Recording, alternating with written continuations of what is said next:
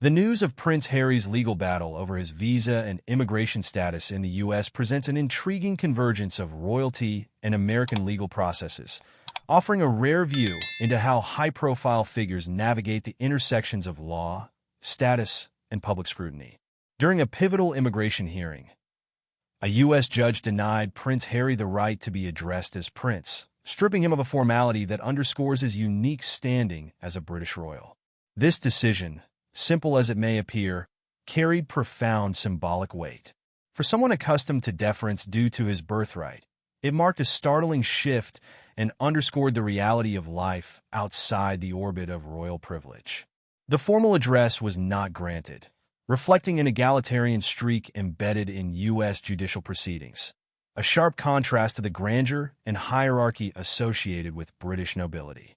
The Heritage Foundation, a prominent American think tank known for its conservative stance, has been central to probing into Harry's U.S. visa details. This scrutiny emerged following revelations in his memoir Spare, where he openly acknowledged past drug use, including cocaine and marijuana. The candor with which Prince Harry recounted his experiences in his book, intended to humanize him and share his vulnerabilities, inadvertently led to speculation about whether U.S. authorities had been aware of these admissions at the time of his visa approval. According to U.S. immigration laws, drug use can be grounds for inadmissibility, leading to the pressing question: was Harry afforded a preferential path due to his status? The implications of such a question reach far beyond Harry's individual case, touching on broader themes of equity and privilege. Public reactions have been mixed. Some argue that a transparent inquiry into his visa process is warranted to uphold the fairness expected within U.S. immigration laws. Others counter that he, like many seeking a fresh start, should not face punitive measures for past behavior that he has acknowledged and moved past. The Heritage Foundation's interest in Harry's case underscores a deeper societal friction between public figures' accountability and the allowances they might receive based on status. This case poses critical questions. Should a royal, known globally but legally just another applicant in the U.S., be subject to different treatment? The answers could set precedents, not just in how similar cases are treated, but in how the public perceives the intersection of fame, legality, and personal responsibility. The media and public discourse have amplified these questions, sparking debates about whether Harry's entry into the U.S. represents an example of privilege that undermines the standard immigration process for everyday applicants. Legal analysts and public commentators alike weigh in on how such cases should be handled, arguing over whether transparency or privacy should prevail, given the international and personal stakes involved. Further complicating this narrative is the personal dimension Harry brings to the story.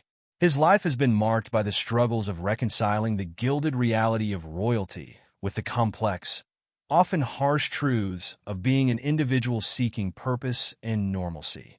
Harry's choice to reveal his past drug use in Spare was part of a larger arc about mental health, resilience, and personal growth, a narrative that resonates with many who have struggled with their own past mistakes under less forgiving public scrutiny.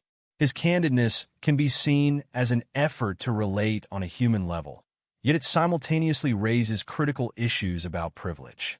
While his memoir aimed to destigmatize discussions around mental health and recovery, critics argue that not all who share such stories can expect leniency or understanding, especially in contexts like immigration where past infractions may impede others' entry or residency.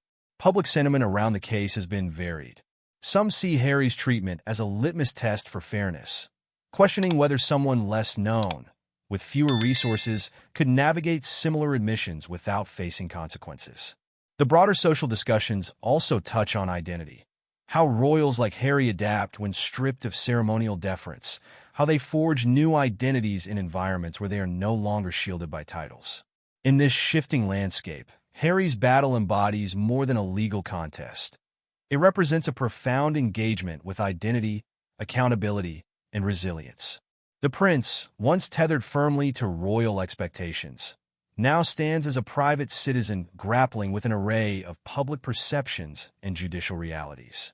His journey from titled royalty to a figure who faces legal and social scrutiny on an equal footing sparks both sympathy and critique. Moreover, This case has sparked reflections on how public figures are viewed in terms of redemption and accountability. Is Harry's openness about his past meant to draw empathy or merely serve as a lesson in the costs of transparency? His ability to maintain his role as both a public figure and a person with personal struggles is emblematic of a broader theme: how individuals manage judgment, adapt to evolving social norms, and strive to balance public obligations with personal truths.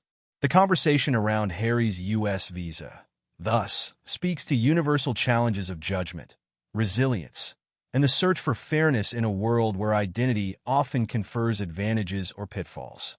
His story invites a deeper contemplation of whether status should shield or expose individuals when personal history becomes subject to public and legal examination. As the debates continue, Prince Harry's experience may reshape how we think about fame, privilege, and the justice system's impartiality.